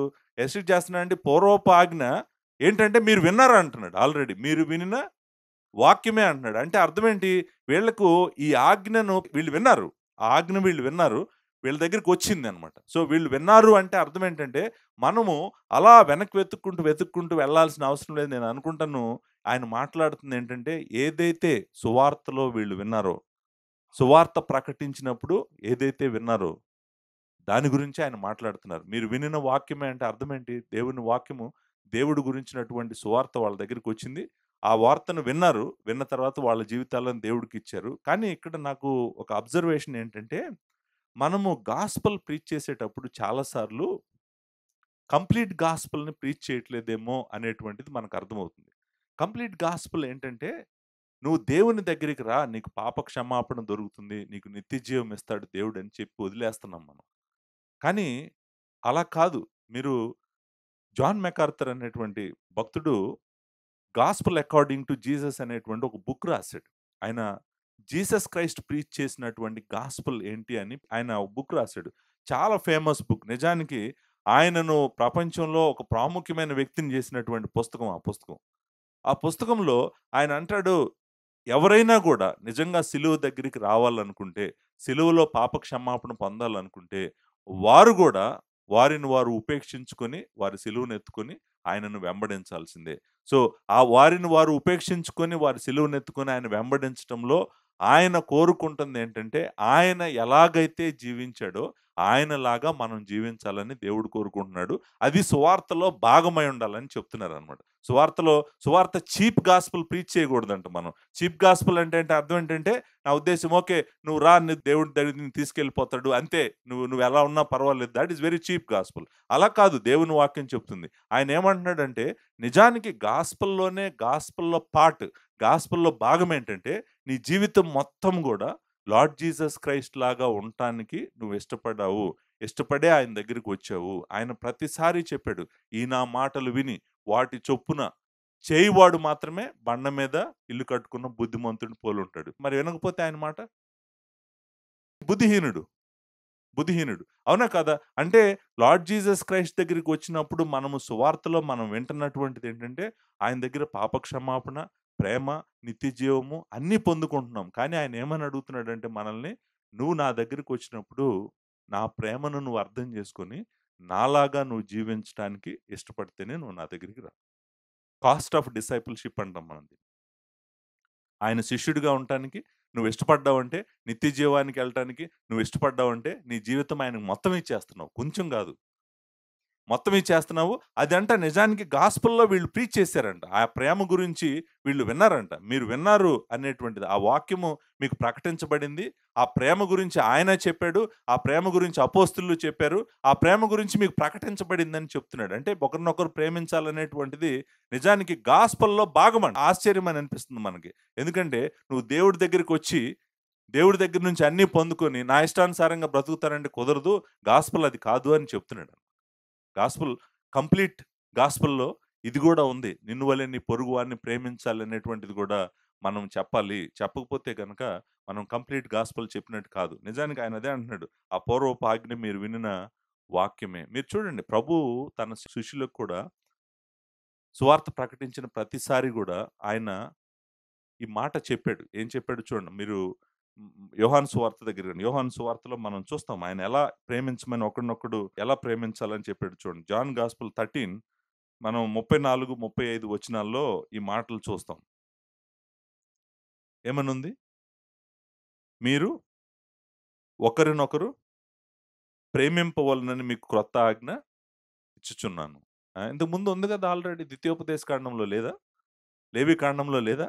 మరలా ఆయన మీరు ఒకరినొకరు ప్రేమింపాలని క్రొత్త ఆజ్ఞ మీకు ఇచ్చున్నాను. నేను మిమ్మును ప్రేమించినట్టే మీరును ఒకరినొకరు ప్రేమింపవలెను. మీరు ఒకని ఎడల ఒకడు ప్రేమ కలిగిన వారైన ఎడల దీనిని బట్టి మీరు నా శిష్యులని అందరూ తెలుసుకొందురు. ఇప్పుడు చూడండి, ఎవరైనా నేను దేవుని శిష్యుడిని అని చెప్పి ప్రేమ లేనివాడిగా తిరుగుతున్నాడనుకోండి, గాస్పెల్ అర్థమైందా అతనికి? అర్థమైందండి? అర్థమైందా? అర్థం కాలేదా? ఇప్పుడు నేను నేను డిసైపుల్ ఆఫ్ జీసస్ క్రైస్ట్ అని చెప్తూ, అతను వేరే వాళ్ళని ప్రేమించకుండా తిరుగుతున్నాడనుకోండి. ఎలా అవుతదది? అవ్వదు గదా! ఆయనేమంటున్నాడు? మీరు ఒకని ఎడల ఒకడు ప్రేమ గలవారైన ఎడల దీనిని బట్టి మీరు మా శిష్యులని అందరూ తెలుసుకుందురు. ఆయన దగ్గరికొచ్చినప్పుడు మనము తప్పకుండా ఆయనను తెలుసుకుంటే మన సహోదరులను ప్రేమిస్తామండి. 15వ అధ్యాయము 12వ వచనం. నేను మిమ్మును ప్రేమించిన ప్రకారము మీరు ఒకరినొకడు ప్రేమింపవలననిదే నా ఆజ్ఞ. 15:12 15:12 అంటే మనం 12:13లో కూడా చూస్తామన్నమాట. తన సహోదరుని కొరకు తన ప్రాణం పెట్టువానికంటే ఎక్కువైన ప్రేమ గలవాడెవడును లేడు. 15వ అధ్యాయము 17వ వచనం. మీరు ఒకరినొకడు ప్రేమింపవలనని ఈ సంగతులను మీకు ఆజ్ఞాపించుచున్నాను. సో, మీరు చూడండి, ప్రభువు ప్రకటించాడు దాన్ని. ఏంటి? మీరు ఒకరినొకరు ప్రేమించాలని ప్రభువు ప్రకటించినటువంటి ఆజ్ఞ. సువార్తలో భాగమే అది. గాస్పెల్‌లో పార్టే అది. ఆయన నిజంగా వాళ్ళను ఆయన దగ్గరికి తెచ్చుకున్నప్పుడు వాళ్ళకి బోధించాడు. ప్రేమ ఎంత ప్రాముఖ్యమో చెప్పాడు. సో, కాబట్టి ఈ ఆజ్ఞ పూర్వము నుండి ఉన్నప్పటికి కూడా వీళ్ళు ఆల్రెడీ విన్నారంట ఇంతకు ముందు. వీళ్ళు విన్నారు. వీళ్ళు విన్న వాక్యమే అని చెప్పాడు 7వ వచనంలో. అలాంటప్పుడు మరి 8వ వచనం యొక్క అవసరం ఏంటి? మరియు క్రొత్త ఆజ్ఞ మీకు రాయిచున్నాను అన్నాడు. మళ్ళీ మరి క్రొత్త ఆజ్ఞ ఏంటి? కొత్త ఆజ్ఞ మళ్ళీ రాయాల్సిన అవసరం ఏంటి? ఇప్పుడు చూడండి, ఇక్కడ ఒక మాట అంటాడు. చీకటి గతించుచున్నది, సత్యమైన వెలుగు ఇప్పుడు ప్రకాశించున్నది గనుక అది ఆయన యందును మీ యందును సత్యమే. అది అంటే ఆజ్ఞ. అది అనే మాట మనం వెనక్కెళ్ళి వెతికితే అది ఏంటని వెతికామనుకోండి, మనం ఎక్కడికెళ్తామంటే క్రొత్త ఆజ్ఞ దగ్గరికెళ్తాం అన్నమాట. ఆ క్రొత్త ఆజ్ఞ అంట ఆయన యందును మీ యందును గూడా సత్యమేనంట. అంటే అర్థం ఏంటంటే ఆ ఆజ్ఞ, ఏ క్రొత్త ఆజ్ఞనైతే ఆయన రాస్తున్నాడో అది సంపూర్ణంగా ఆయన యందు, మన యందు గూడా నెరవేరుతదంట. అది సత్యమే అంటే అర్థం ఏంటంటే ఆయన యందు ఉందది, మన యందు గూడా ఉందది. ఆయనలో ఉందది, మనలో గూడా ఉంది. ఆ కొత్త ఆజ్ఞ ఏంటంటే ఆన్సరు ఎందుకని కొత్త ఆజ్ఞగా రాస్తున్నాడంటే రీజన్ చెప్తాను. రీజన్ ఏంటంటే రీజన్ ఆయనే చెప్పాడు. చీకటి గతించుచున్నది. సత్యమైన వెలుగు ఇప్పుడు ప్రకాశించున్నది. గనుక అన్నాడు గదా! గనుక అంటే అర్థం ఏంటి? కారణం చెప్తున్నాడు. ఎందుకు నేను కొత్త ఆజ్ఞ ఇస్తున్నానంటే, క్రొత్త ఆజ్ఞ ఎందుకు ఇస్తున్నానంటే చీకటి గతించుచున్నది. వెలుగు ప్రకాశించున్నది. సత్యమైన వెలుగు ప్రకాశించున్నది అని అంటున్నాడు. అంటే అర్థం ఏంటంటే ఆయన ఏం చెప్తున్నాడంటే, మీరు గాస్పెల్‌లో విన్నారు. దేవుని రాజ్యమును గురించినటువంటి సువార్త మీరు విన్నారు. దేవుడు మీకు ఒకరినొకరు ప్రేమించాలని చెప్పాడు. కాకపోతే ఆ ప్రేమించటానికి కావాల్సినటువంటి శక్తి అంతా గూడా దేవుడు తనిప్పుడు మీకు అనుగ్రహిస్తున్నాడు. చీకటి గతించుచున్నది, వెలుగు ప్రకాశించున్నది. మీరు చూడండి, తెల్లవారుజామున ఉదయమున సూర్యుడు ఉదయిస్తా ఉన్నప్పుడు మనకి మనము ఈస్ట్ వైపు నుంచి చూస్తా ఉన్నప్పుడు చీకటి పోతా ఉంటది. వెలుగు ప్రకాశిస్తా ఉంటది గదా! వెలుగు ప్రకాశిస్తా ఉన్నప్పుడు మనము చాలా క్లియర్‌గా అన్నీ గూడా కనిపిస్తా ఉంటాయి ఆ వెలుగులో. ఇక్కడ ఆయన ఏమంటున్నాడంటే, లార్డ్ జీసస్ క్రైస్ట్ యొక్క అరైవల్, ఆయన యొక్క రాకడ, దేవుని రాజ్యం యొక్క రాకడ. చీకటి రాజ్యం మీదకి వెలుగు రాజ్యం వచ్చింది. చీకటి మీదకి వెలుగు వచ్చింది. సో, వెలుగు తీసుకొని దేవుడే వస్తున్నాడు గాబట్టి, వెలుగును తీసుకొని దేవుడే వచ్చాడు గాబట్టి, చీకటి గతిస్తా ఉంది గాబట్టి, దేవుని కుమారుడొచ్చాడు. ఆయన సిలువలో తన ప్రాణం పెట్టాడు. ప్రాణం పెట్టడమే గాదు, పునరుద్ధానుడయ్యాడు. పునరుద్ధానుడై దేవుని కుడిపార్శ్వమున ఆసీనుడైన తర్వాత తన ఆత్మను మనకు పంపించాడు. ఇప్పుడు పరిశుద్ధాత్ముడు వచ్చి మనలో నివాసం చేస్తా ఉన్నాడు. ఎంత వెలుగో చూడండి. ఈ వెలుగు లేదు. ఇప్పుడు వెలుగు వచ్చేసింది. వెలుగు వస్తుంది. వెలుగు ఫుల్ ఫోర్స్‌లో వస్తుంది మన దగ్గరికి. ఎందుకంటే మొత్తం ఈ వెలుగంతా గూడా ఎక్కడి నుంచి వస్తుందంటే దేవుని కుమారుడి నుంచే వస్తుంది. దేవుని కుమారుడి నుంచి ఫ్లో అవుతున్నటువంటి వెలుగేది. దేవుని కుమారుడి ద్వారా, సిలువ ద్వారా, ఆయన మరణం ద్వారా, పరిశుద్ధాత్మ మనలో నివాసం ఉండటం ద్వారా వస్తున్నటువంటి వెలుగు ఈ వెలుగు. ఈ వెలుగు మనలోకి వస్తుంది గాబట్టి ఇప్పుడు ఆయన ఏమంటున్నాడంటే, ఈ ఆజ్ఞను మీరు కొత్తగా చూడండి. పాత ఆజ్ఞే ఇది. ఇది కొత్త ఆజ్ఞ కాదు. కొత్త ఆజ్ఞ ఏమి ఇవ్వట్లేదు ఆయన. పాత ఆజ్ఞనే మరలా కొత్తగా చెప్తున్నాడు. ఏమని కొత్తగా చెప్తున్నాడంటే, ఇంతకుముందు పరిశుద్ధాత్ముడు నివాసం ఉండటం లేదు. మీకు శక్తి లేదు. మీరు ప్రేమించలేకపోయారు. కానీ ఇప్పుడు సిలువ ఏం చేసిందంటే మీ హృదయాలను కడిగింది. దేవుడే ఆత్మైన దేవుడే మీలో నివాసం ఉంటున్నాడు. నివాసం ఉండి మీకు కావాల్సినటువంటి శక్తి అంతా కూడా ఆయన ఇస్తున్నాడు. ఆయన క్రీస్తు ద్వారా మీకు అది అనుగ్రహిస్తున్నాడు. పాపక్షమాపణను అనుగ్రహిస్తున్నాడు. అంటే అర్థం ఏంటంటే పాత చీకటి గతించిపోయింది. వెలుగు ప్రకాశిస్తుంది కాబట్టి ఇప్పుడు మీరు ఈ ఆజ్ఞను కొత్త ఆజ్ఞగానే చూడండి. క్రొత్త శక్తితో నూతన వెలుగులో మీరు చూడండి. చూసి మీరు చేయాల్సిందేంటంటే మీ సహోదరులను ప్రేమించండి. మీ సహోదరులను, సహోదరులను మీరు ప్రేమించండి. ఒకరినొకడు ప్రేమించండి. సో, కొత్తదనము ఏంటి? పాతదే గదా! మరలా కొత్తగా ఎందుకు చెప్పాడంటే, కొత్తదనం ఏంటంటే, ఇది సిలువ వెలుగులో మీరు ప్రేమను చూడండి. ప్రేమను అర్థం జేసుకోండి. దేవుడు కుమారుడు ప్రేమను ఎంత ప్రేమించాడో చూసి, మీరు గూడా ఒకరినొకరు ప్రేమించడానికి ప్రయత్నం చేయండి. ఆ సత్యం నాకెలా తెలుసంటే, అంటే నేనిప్పుడు దాకా చెప్పింది ఇంటర్ప్రిటేషన్ అని నాకెలా తెలుసంటే, నాకెలా తెలుసో ఇప్పుడు రీజన్ జెప్తాను. మీరు చూడండి. ఆ టెక్స్ట్‌లోనే ఉంది. ఆయనేమన్నాడు చూడండి. అదంతా చెప్పి వెలుగు ఇప్పుడు ప్రకాశించున్నది చెప్పి చె గనుక అని అది ఆయన యందును, మీ యందును సత్యమే అన్నాడు గదండీ! ఏమన్నాడు? ఆయన యందును, మీ యందును సత్యమే. It is truth in him and also in you. ఏంటది? ఆ ఆజ్ఞ. ఆజ్ఞ అంట ఇప్పుడు ఆయనలో సంపూర్ణంగా నెరవేరుతుందంట. మనలో గూడా అది సంపూర్ణంగా నెరవేరుతుందంట. ఆయనలో ప్రేమ సంపూర్ణంగా నెరవేరిందా? నెరవేరిందా? ఆయన ప్రేమ గలవాడేనా? క్రీస్తు ప్రేమ గలవాడేనా? ఎంత ప్రేమ గలవాడు? ఆయన ఆజ్ఞను పూర్తిగా నెరవేర్చాడా? నెరవేర్చాడు. ఇప్పుడేమంటున్నాడంటే, అది మీలో గూడా సత్యమే అంటున్నాడు. అదే పవరు ఆయనలో ఉన్న ప్రేమ మీలోకి కూడా వస్తుంది. సిలువ ద్వారా మీలోకి కూడా వస్తుంది. మీరు ఆయనలో ఉన్నారిప్పుడు. సో, మీకు కూడా అదే పవర్‌ని పరిశుద్ధాత్ముడు మీకిస్తున్నాడు. ఇస్తున్నాడు కాబట్టి, అది మీ జీవితంలో గూడా ఆ ఆజ్ఞ సత్యమే. కాబట్టి మీ జీవితంలో గూడా అది జరగాలి. ప్రేమ అనేటువంటిది దేవుడు కోరుకుంటుంది. సో, మీరు ఒకరినొకరు ప్రేమించాలి. సో, ఏడో వచనంలో పాత ఆజ్ఞ అన్నాడు. ఎనిమిదో వచనంలో కొత్త ఆజ్ఞ అన్నాడు. ఎనిమిదో వచనంలో కొత్తదనము దానికి కారణము సిలువ, కొత్త వెలుగు, దేవుని కుమారుడు అంతా మన కళ్ళ ముందు ఉంది కాబట్టి అది కొత్తదనం. ఆ కొత్తదనంలో మనం ప్రేమను అర్థం చేసుకొని, మనం ఒకరినొకరు ప్రేమించాలని చెప్పాడు. చెప్పడంతో పాటు తొమ్మిదో వచనంలో ఏమన్నాడు? అవిధేయుడు గురించి మాట్లాడాడు. అవిధేయత గురించి మాట్లాడాడు. సో, ఆ ఆజ్ఞకు అవిధేయత చూపించినోడు ఎవరు? తొమ్మిదో వచనంలో ఉన్నాడు. విధేయత చూపించినోడు ఎవరున్నాడు? పదో వచనంలో ఉన్నాడు. సో, అవిధేయుడు ఎవరు చూడండి. వెలుగులో ఉన్నానని చెప్పుకొనుచు తన సహోదరుని ద్వేషించువాడు ఇప్పటి వరకు చీకటిలో ఉన్నాడు. అంటే ఆ ఆజ్ఞకి ఏం చేస్తున్నాడు ఇతను? అవిధేయత చూపిస్తున్నాడు. అవిధేయత గురించి మాట్లాడుతుంది. అవిధేయుడు ఇతను. ఆజ్ఞకి విధేయత చూపించట్లేదు. అంతే కదా! సో, చెప్పటం మాత్రం ఏం చెప్తున్నాడు? నాకు జీసస్ క్రైస్ట్ తెలుసు అంటున్నాడు. నాకు సువార్త తెలుసు అంటున్నాడు. నాకు సిలువ తెలుసు అంటున్నాడు. నాకు అన్నీ తెలుసు అంటున్నాడు. కానీ తన జీవితంలో ఏం లేదు? సహోదరుల పట్ల ప్రేమ లేదు. కాబట్టి అతను ఎక్కడున్నాడంట? చీకటిలోనే ఉన్నాడు. అంటే ఆజ్ఞకి లోబడుతున్నాడా? లోబడట్లేదా? లోబడట్లేదు. ఆజ్ఞకి లోబడట్లేదు కాబట్టి ఎక్కడున్నాడు? చీకటిలో ఉన్నాడు. అందుకే నేనేమంటానంటే, అతను బిలీవర్ కాదు. అతను అన్‌బిలీవర్. అతను ఏమైనా చెప్పనివ్వండి. నేను బిలీవర్‌ని, నేను బిలీవర్‌ని, నేను బిలీవర్‌ని, నేను బిలీవర్‌ని నువ్వు ఎన్ని సార్లు చెప్పినా కూడా నువ్వు అన్‌బిలీవర్‌వే. You are unbeliever. ఎందుకంటే నీలో ఏం లేదు? ప్రేమ లేదు. సహోదరులంటే ప్రేమ లేదు నీకు. ప్రేమ లేదు కాబట్టి నువ్వు బిలీవరు కాదు. నువ్వు చీకటిలోనే ఉన్నావు. చీకటిలో ఉన్నాడంటే అర్థం విశ్వాసి కాదు గుర్తుపెట్టుకోండి.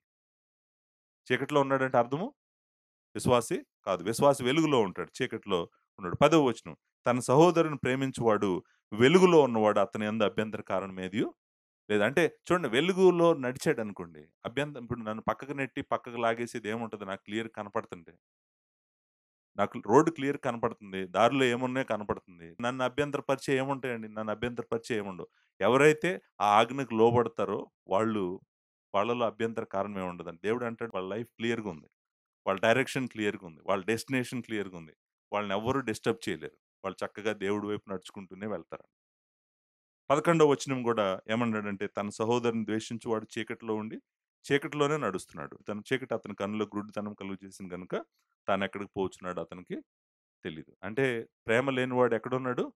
చీకటిలో ఉన్నాడు. ప్రేమ లేనివాడు ఎక్కడికెళ్తున్నాడు? వాడికి కూడా తెలీదు ఎక్కడికెళ్తున్నాడు. నేననుకుంటాను ఇక్కడ కూర్చున్న వాళ్ళలో గూడా చాలా మంది చీకటిలోనే ఉన్నారు. ఎందుకంటే మీరు మీ సహోదరులను ప్రేమించట్లేదు. మీ సహోదరులను ప్రేమించట్లేదు. కాబట్టే మీరింకా చీకటిలోనే ఉన్నారు. టెక్స్ట్ ఎక్స్‌ప్లెయిన్ చేశాను గానీ, అసలు ఇంతకి విషయం చెప్పలేదు నేను ఇప్పటి వరకు మీకు. టెక్స్ట్‌లో ఏముందో చెప్పాను. విషయం ఏంటంటే, మనము మన సహోదరుడిని, సహోదరిని ప్రేమించాలి. మనం వెంటనే ఏమంటామంటే, పాస్టర్ గారు నేను నేను నన్ను ప్రేమించుకోవటం వరకు ఓకే. నన్ను నేను ప్రేమించుకోవడం వరకు ఓకే. నా బట్టలు శుభ్రంగా ఉంచుకుంటాను. నా బాడీని శుభ్రంగా ఉంచుకుంటాను. నా శ్రేయస్సు నేను జాగ్రత్తగా చూసుకుంటాను. నా క్షేమం నేను జాగ్రత్తగా చూసుకుంటాను. నా వరకు నేను మాత్రం మంచిగా ఉంటాను. ఎందుకంటే నేనంటే నాకు చాలా ఇష్టం. నన్ను నేను ప్రేమించుకుంటాను గానీ, ఈ ఆజ్ఞ విషయంలోకొచ్చేటప్పటికి నేను చేయలేను. నేను సహోదరుడిని, సహోదరిని ప్రేమించలేను. నేను ఒక జస్ట్ క్వెషన్ అడుగుతాను మిమ్మల్ని. జస్ట్ ఆలోచించండి. చర్చ్‌కి రాకుండా ఒక వ్యక్తి సహోదరుడిని, సహోదరిని ప్రేమించగలడా? చర్చ్ మెంబర్‌షిప్ అవసరం లేదా? చర్చ్‌కి రాకుండా, సహోదరులతో, సహోదరులతో కలిసి ఉండకుండా, దేవుడు మీరు మానక కలవండి, మీరు కలిసి ఆరాధన చేయండి, ప్రార్థన చేయండి, సహవాసం చేయండి అని దేవుడు చెప్తుంటే, చర్చ్‌కే రావట్లేదనుకోండి. సంవత్సరంలో 50 వారాలుంటే 20 వారాలొచ్చి 30 వారాలు మానేస్తున్నాడనుకోండి. అతను చీకట్లో ఉన్నాడా? వెలుగులో ఉన్నాడా?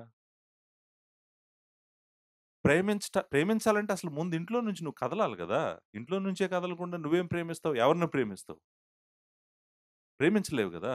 ఇంట్లో నుంచి కదలాలి, దేవుని సన్నిధికి రావాలి, పరిశుద్ధులను కలవాలి, పరిశుద్ధులతో ఉండాలి, ప్రేమించాలి అనేటువంటి ఆశ నీకుంటే గనక, అసలు వాళ్ళ జీవితాల్లో ఏం జరుగుతుందో, వాళ్ళు ఏ కష్టంలో ఉన్నారో, నీకేం తెలియాలన్నా గూడా నువ్వు బయలుదేరి రావాలి గదా! రావాలంటే చర్చికి మానక నిత్యము నువ్వు దేవుని సన్నిధిలో ఉండటానికి నువ్వు ప్రతి ప్రయత్నం చేస్తేనే గదా! నువ్వు విశ్వాసి అవుతావు. లేకపోతే విశ్వాసి ఎలా అవుతాడు ఆ వ్యక్తి?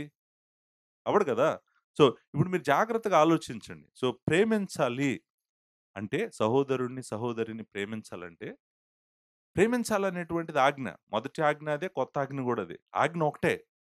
కొత్తదనము దానికి సిలువ తెచ్చింది. దేవుని కుమారుడు తన ప్రేమను మనకు చూపిచ్చాడు. ఆ వెలుగేంటంటే, ఇదిగో నేను మీకు ప్రేమించటం ఎలాగో మీకు తెలీదు గదా! నేను చూపిస్తాను ప్రేమ అంటే ఏంటో చూడండి అని సిలువలో చూపిచ్చాడు మనకి. చూపించి ఆయన ఏమడుగుతున్నాడంటే, ఇదిగో ఇదే ప్రేమను మీరు ఒకళ్ళ పట్ల ఒకళ్ళు చూపించండి అని అడుగుతున్నాడు. అదే వెలుగు. ఆ వెలుగులోకి మీరొచ్చారు గాబట్టి, ఆ వెలుగులో మీరున్నారు గాబట్టి, ఆయనలో అది సత్యమైంది గాబట్టి, మీలో గూడా అది సత్యమవుద్దంటున్నాడాయన. ఆయనంటాడు, "you will do it because he has done it and he will provide everything you need to do it. You will do it." పైన చూసాం 5వ వచనంలో. ఇట్ విల్ బి పర్ఫెక్టెడ్ అనే మాటను. సంపూర్ణము. ఆ మాట ఉంది గదండీ! ఆ ప్రేమ నిజముగా పరిపూర్ణమాయననను. సంపూర్ణము, పరిపూర్ణము. అంటే చూడండి, ఒక బిలీవరు నేను విశ్వాసులను ప్రేమించలేకపోతున్నాను అనేటువంటి మాట అసలు అనలేడంట. అనటానికి ఛాన్స్ లేదంట. ఛాన్స్ లేకుండా సిలువను గూర్చినటువంటి సువార్త మనల్ని అలా మారుస్తదంట. మనము నిజంగా సిలువను అర్థం చేసుకుంటే, నిజంగా దేవుడి కుమారుడిని అర్థం చేసుకుంటే, మనం మన సహోదరులను తప్పకుండా ప్రేమిస్తామంట. చూడండి, ఇప్పుడు మనము ప్రేమించలేకపోవటానికి కారణం ఏంటంటే, మనం జీసస్ క్రైస్ట్‌ని అర్థం చేసుకోకపోవటం. మనం ప్రేమించలేకపోవటానికి కారణం ఏంటంటే, మనకు సిలువ అర్థం కాకపోవటమే. ఎప్పుడైతే మనకు సిలువ దేవుని కుమారుడు అర్థమయ్యారో, మనమేంటో అర్థమైందో, అప్పుడు మనం తప్పకుండా మన సహోదరులను, సహోదరులను మనము ప్రేమిస్తామంట. మీరు చూడండి, మీరు యోహాను రాసిన పత్రికలోనే మూడో అధ్యాయము 14 వచనంలో చాలా చక్కటి మాట ఉంటదనమాట. ఏమనంటే 14 వచనం చూడండి. మనము సహోదరులను ప్రేమించున్నాము గనుక మరణంలో నుండి జీవంలోనికి దాటి ఉన్నామని ఎరుగుదుము. ప్రేమ లేనివాడు మరణమందు ఇందాక చీకట్లో ఉన్నాడన్నాడు. ఇప్పుడెక్కడున్నాడు? అంటే బిలీవరా? అన్‌బిలీవరా? బిలీవరా? అన్‌బిలీవరా? మరణంలో ఉన్నవాడు బిలీవరా? అన్‌బిలీవరా? అన్‌బిలీవర్. అన్‌బిలీవర్ అని నీకెలా తెలుసంటే నువ్వు ప్రేమించట్లేదు ఎవరిని. నువ్వెవరిని ప్రేమించట్లేదు గాబట్టి నువ్వు అన్‌బిలీవరు. అన్‌బిలీవరు గాబట్టి నువ్వు మరణంలో ఉన్నావు. అందుకనే నువ్వు చీకట్లో ఉన్నావు. అన్నాడు గదా! అంటూ ఇక్కడ ఒక మాట అన్నాడు. ఏమన్నాడు? తన సహోదరుని ద్వేషించువాడు నరహంతకుడంట. ఆ! ఏ నరహంతకుని యందును నిత్య జీవం ఉండదని మీరెరుగుదురు. ఇక్కడ చూడండి జాగ్రత్తగా మీరు 16వ వచనం చూడండి. ఆయన మన నిమిత్తము తన ప్రాణము పెట్టెను గనుక దీని వలన ప్రేమ ఎట్టిదని తెలుసుకొనుచున్నాము. ఆ వెలుగు మన హృదయాల మీద పడనంత వరకు మనము చీకటిలోనే బ్రతుకుతాము. ఆయన మనల్ని ఎంత ప్రేమించాడో అర్థం చేసుకుంటేనే మనం వేరే వాళ్ళను ప్రేమించగలము. సిలువ వెలుగులోనే ప్రేమను చూడగలము. దేవుని కుమారుడి రక్తంలోనే నువ్వు ప్రేమను చూడగలవు. లేకపోతే నువ్వు ఎప్పటికీ చూడలేవు. అని చూడండి. ఆయన మన నిమిత్తము తన ప్రాణము పెట్టెను గనుక దీని వలన ప్రేమ ఎట్టిదని తెలుసుకొనుచున్నాము. మీరు 4 అధ్యాయంకి రండి. 4 అధ్యాయంలో 7 వచనం చదువుతాను. ప్రియులారా మనం ఒకరినొకడు ప్రేమింతుము. ఎలా అనగా ప్రేమ దేవుని మూలముగా కలుగుచున్నది. What is the source of love? God himself. This is the stream, wonderful stream, eternal stream that is flowing from eternity. ఆ స్ట్రీమ్‌లోకి మనం రావాలంట. రావాలనేది కోరుకుంటున్నాడు. మన దగ్గర ప్రేమ లేదు. మన దగ్గర ఏం లేదు. It's all in him. ప్రేమించు ప్రతివాడును దేవుని మూలముగా పుట్టినవాడని దేవుని ఎరుగును. ఇక్కడ అంటే ఒక మాట అంటాడు. ఏమంటాడంటే ఈ 9వ వచనంలో, మనము ఆయన ద్వారా జీవించినట్లు దేవుడు తన అద్వితీయ కుమారుని లోకములోనికి పంపెను. దీని వలన దేవుడు మన యందుంచిన ప్రేమ ప్రత్యక్షపరచబడెను. చూడండి, మనకు తండ్రి ప్రేమ తెలియాలంట, కుమారుడు ప్రేమ గూడా తెలియాలంట. అప్పుడే మనం ఒకరినొకరం ప్రేమించగలం. లేకపోతే ప్రేమించలేము. ఇక్కడ అంటాడు, మనము దేవుని ప్రేమించితిమని కాదు, 10వ వచనం. తానే మనలను ప్రేమించి మన పాపములకు ప్రాయశ్చిత్తమైయుండుటకు తన కుమారుని పంపెను. ఇందులో ప్రేమ ఉన్నది.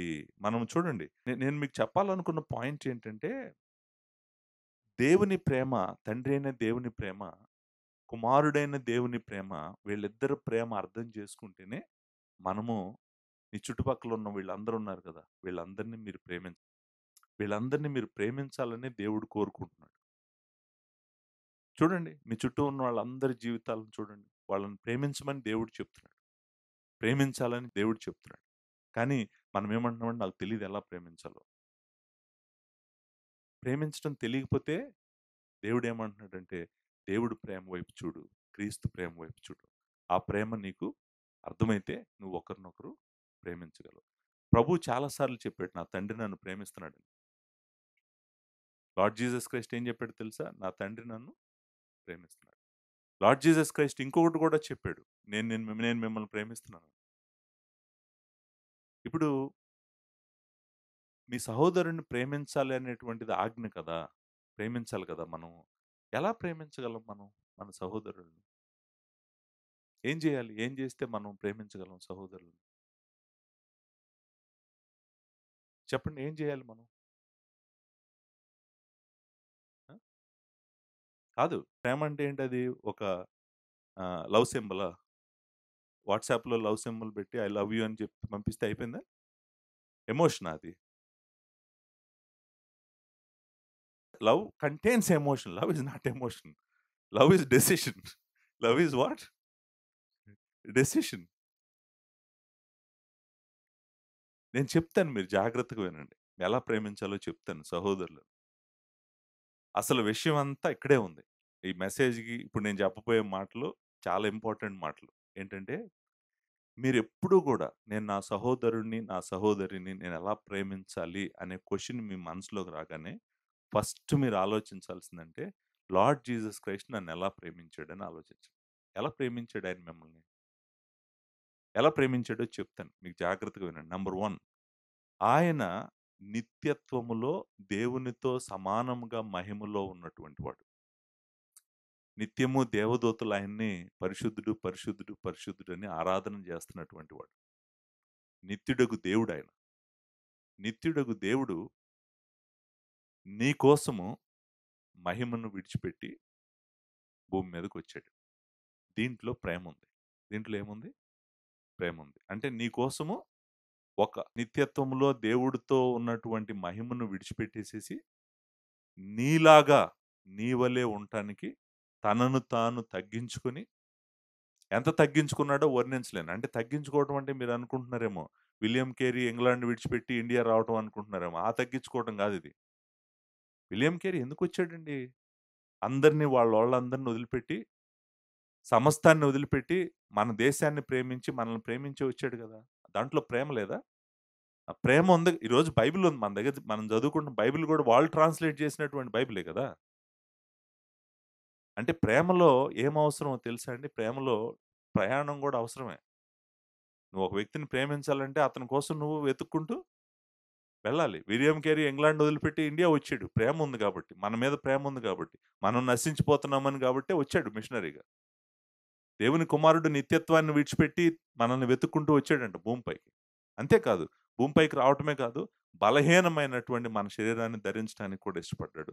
తనని తాను రిక్తునిగా చేసుకున్నాడంట. రిక్తునిగా చేసుకొని మనవలే అన్ని విషయాలలో మనలాగా నడిచాడు, మనలాగా అలసిపోయాడు, మనలాగా నిద్రపోయాడు. అంటే అసలు ఒక మనిషి ఎలా ఉంటాడు అనేటువంటిది మొత్తం ఎక్స్‌పీరియన్స్ చేసాడు. అదంతా ఎందుకు చేసాడు? ఎందుకు చేసాడంటే మన నిత్యత్వం కోసం చేసాడు. అంతేకాదు, ఆఖరికి తన రిక్తునిగా చేసుకోవటం కాదు, మన స్థానంలో మరణించటానికి ఇష్టపడ్డాడు.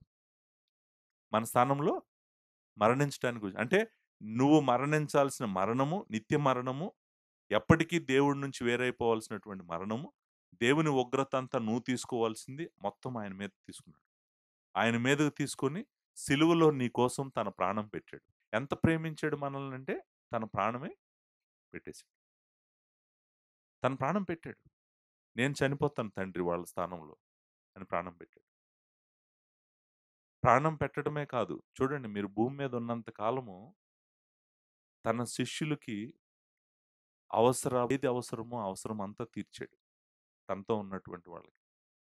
వాళ్ళతో కూర్చొని చాలా సహవాసం చేశాడు. సహవాసం చేశాడా? చేయలేదా? సహవాసంలో ప్రేమ ఉందా లేదా?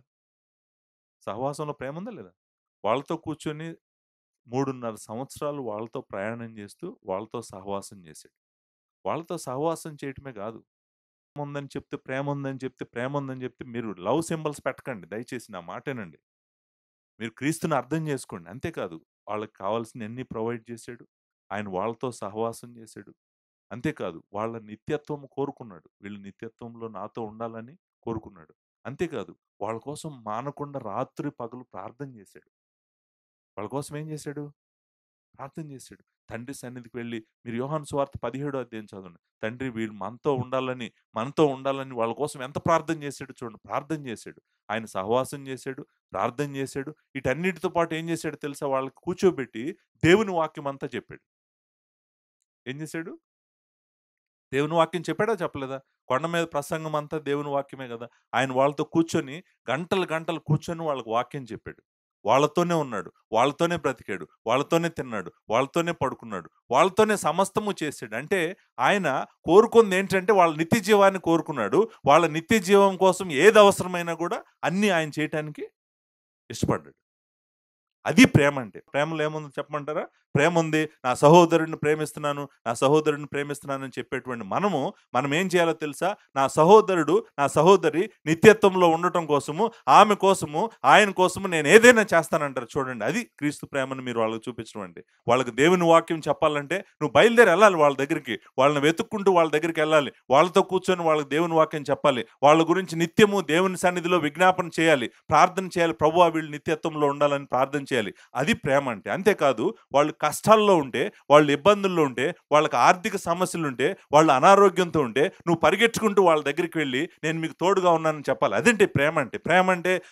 ప్రేమ ఉందని చెప్పడం కాదు. ప్రేమ అంటే ఏంటంటే అన్ని విధాల, అన్ని వైపులా నువ్వు ఎలా బ్రతకాలంటే, నాకు ఏమీ లేకపోయినా, నేను అన్నీ పోగొట్టుకున్నా కూడా నేను వాళ్ళ మంచి కోసం బ్రతుకుతానంటావు కదా. That is what we call selfless, sacrificial, unconditional. ఈ లోకం వాడుతున్న అన్ని వర్డ్స్ అన్ని కూడా దేవుడికి సంబంధించినటువంటి ఇవన్నీ క్రీస్తు ప్రేమ అండి. ఇదంతా క్రీస్తు ప్రేమ. అలాంటి ప్రేమ మనము మన సహోదరులకు చూపించకపోతే గనక మనము చీకటిలోనే ఉన్నామని దేవుని వాక్యం చెప్తుంది. గుర్తుపెట్టుకోండి. మీరు అనొచ్చు, పాస్టర్ గారు నేను నా సమయం పోగొట్టుకుంటాను, నా ఆస్తి పోగొట్టుకుంటాను, నాకు సమస్తము పోతుంది నేను ఈ విధంగా ప్రేమించానంటే. ఇలా నేను ప్రేమించలేను పాస్టర్ గారు, ఇలా నేను ప్రేమించలేను అన్నారనుకోండి. మీరు చూడండి దేవుని వాక్యం చూడండి. ఒక్క వచనం చదువుతాను మీకు. 3వ అధ్యాయంలోకి రండి. 3వ అధ్యాయంకి వస్తే ఒక మంచి మాటను మనం ఇక్కడ చూస్తాము. 3వ అధ్యాయం 17వ వచనం. 3rd chapter verse 17, 1 John. ఈ లోకపు జీవనోపాధికి అలవాడై ఉండి తన సహోదరునికి లేమి కలుగుట చూచియు అతని ఎడల ఎంత మాత్రము కనికరము చూపని వాని యందు దేవుని ప్రేమ ఎలాగు నిలుచును. చూడండి ఏ లెవెల్కి వెళ్తున్నాడు చూడండి మనల్ని. ఇప్పుడు ఎక్కడికి తీసుకెళ్ళాడు మనల్ని? వాళ్ళు అవసరంలో ఉంటే, నీ సహోదరుడు అన్నం లేకుండా ఉంటే, నీ సహోదరుడు వస్త్రాలు లేకుండా ఉంటే, నీ సహోదరుడు బిడ్డలు స్కూల్కి వెళ్ళలేని పరిస్థితిలో ఉంటే, నువ్వేం పట్టించుకోకుండా తిరుగుతూ నాకు ప్రేమ ఉందని ఎలా చెప్తావు నువ్వు అంటున్నాడు. 18వ వచనం, చిన్నపిల్లలారా మాటతోనూ నాలుకతోనూ కాక క్రియతోనూ సత్యముతోనూ ప్రేమింతుము. మీరు చూడండి, మనకున్న ప్రాబ్లమ్ ఏంటో చెప్తాను. చెప్పి నేను ముగిస్తాను.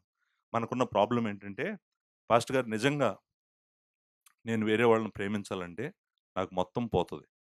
I will lose everything. I will have nothing in this world if I have to truly love them. మీకు ఆన్సర్ ఏంటో చెప్పమంటారండి? నిత్యుడగు దేవుడు మహిమనే విడిచిపెట్టాడు. ఆయన మహిమనే విడిచిపెట్టాడు. తన ప్రాణాన్ని కూడా వదిలేసాడు. ఏం సంపాదించాడు ఆయన? ఆయన మనల్ని ప్రేమించడం వల్ల. ఆయన ఎంత సంపాదించుకున్నాడు మనల్ని ప్రేమించడం వల్ల? మనల్ని ప్రేమించడం కోసం ఆయన సమస్తాన్ని వదిలేసాడు. ఆఖరికి తన ప్రాణాన్ని కూడా వదిలేసాడు. మీరు వెంటనే అడుగుతారు, అన్నీ పోగొట్టుకున్నాడు, ఆయనలాగా అయిపోతుంది నా జీవితం నేను ప్రేమించానంటే అందరినీ, నా సహోదరుల్ని వీళ్ళ ప్రేమ కోసం నేను పరిగెట్టుకుంటూ వెళ్తే నాకు మొత్తం పోతాయి, ఏముండదు భూమి మీద, నేనేమి సంపాదించుకోలేననేటువంటి భయమే మిమ్మల్ని ఆపుతుంది ప్రేమించకుండా. నేను చెప్తున్నాను, ఎవరైతే తన ప్రాణం పెట్టాడో, ఎవరైతే తన మహిమను విడిచిపెట్టాడో, తండ్రి అంట ఆయనను మరణము నుండి లేపి అత్యున్నతమైన స్థానంలో కూర్చోబెట్టి ప్రతి వాని మోకాలు ఆయన ఎదుట వంగాలన్నాడు. చూసారండి? అంటే మీరు అర్థం చేసుకోవాల్సింది ఏంటంటే, మీరు పోగొట్టుకునేది ఏమి ఉండదు. మీరు మొత్తం ఇచ్చేసినా కూడా మీరు గుర్తుపెట్టుకోండి, మీకు స్వాస్థ్యం ఇస్తానన్నాడు ఆయన. వాడబారని స్వాస్థ్యం ఇస్తానన్నాడు. మీకు పరలోకంలో నిత్యము మీతో ఉండేది ఇస్తానన్నాడు. మీరు సంపాదించిందంతా ఇక్కడే వదిలేసిపోతారు కదా, ఎవరో ఒకళ్ళు అనుభవిస్తారు కదా. అనుభవిస్తారనేటువంటిది 50 సంవత్సరాలు వచ్చిన ఎవరిని అడిగినా చెప్తారు, సార్ నేను కష్టపడ్డాను, బోల్డ్ అంత సంపాదించాను, ఎంత పోగేశాను సార్, కానీ ఇదంతా కూడా ఎక్కడ పోతుందో తెలియదు, ఎవరు తింటారో నాకు తెలియదు. నేను చెప్తున్నాను మరలా, దేవుని వాక్యం ఏం చెప్తుందంటే, పరలోకంలో నీ కోసం దేవుడు మొత్తము రెడీ చేసి పెడతాడు. ఈ లోకంలో నువ్వేం పోగొట్టుకున్నావు అని భయపడొద్దు. నీకు నిత్య జీవమే ఇచ్చాడు దేవుడు. నీకు స్వాస్థ్యమే ఇస్తానంటున్నాడు, నీకు మహిమ ఇస్తానంటున్నాడు, నేను బంగారపు వీధిలో నడిపిస్తానంటున్నాడు. నువ్వు పోగొట్టుకునేది ఏంటి? మొత్తం తీసేసుకోమంటమే. అది ఒక్కటే మిమ్మల్ని సహోదరులను ప్రేమించకుండా ఆపేస్తుందండి. ఆ ఒక్కటి వదిలేసుకోవడానికి మనం అందరం ఇష్టపడ్డామంటే కనుక మనము క్రీస్తు ప్రేమను అందరికీ మనం చూపించగలము, అందరి దగ్గరికి మనం వెళ్ళగలం. నిజానికి విశ్వాసుల గురించే కాదు, నేను మరలా చెప్తున్నాను, అవిశ్వాసులు నశించిపోతున్న వారి పట్ల నువ్వు ప్రేమ చూపించవా? దేవుడు తెలియని వారిని ప్రేమ చూపించవా? ఎలా ప్రేమ చూపించావు? వాళ్ళకు సువార్త చెప్పాలంటే నువ్వు బయలుదేరి వెళ్ళాలి. దానికి నీకు సమయం ఖర్చు అవుతుంది, నీకు డబ్బులు ఖర్చు అవుతాయి. కానీ నువ్వు మెదలకుండా నాకు ప్రేమ అవసరం లేదు, ఏం అవసరం లేదు, ఇక్కడ కూర్చున్నావు అనుకో, నీకు ప్రేమే లేదు. ఆయన అక్కడ మహిమను విడిచిపెట్టకుండా ఉన్నట్టయితే మనం అందరం నరకానికి పోయేవాళ్ళం. కానీ ఆయన ప్రయాణమై వచ్చాడు. కాబట్టి మీరు గుర్తుపెట్టుకోండి, నేను ఎలా ప్రేమించాలి ఈ సమయంలో నా సహోదరిని అంటే, always look to the lord Jesus Christ and he is the only model for us. Just imitate him to the maximum extent. ఆయనలాగా ఉండాలి. నిజానికి దేవుని వాక్యం కూడా అదే చెప్తుంది. ఆయన ప్రాణం పెట్టాడు కాబట్టి మనం మన సహోదరులను ఎంత ప్రేమించాలంట? ప్రాణం పెట్టేంత మనం వాళ్ళని ప్రేమించాలంట. అలాంటి ప్రేమ దేవుడు మన దగ్గర నుంచి కోరుకుంటున్నాడు. ఎవరిలో అయితే ప్రేమ ఉందో వారిలో అభ్యంతర కారణం ఏమీ లేదంట, వాళ్ళు వెలుగులో ఉన్నారంట. పరిశుద్ధ ఆత్మని యొక్క శక్తి మన జీవితాల్లో ఆ సంపూర్ణమైన పరిపూర్ణమైన ప్రేమకు మనల్ని అందరినీ నడిపించాలని నేను కోరుకుంటూ ముగిస్తున్నాను. Thank you very much.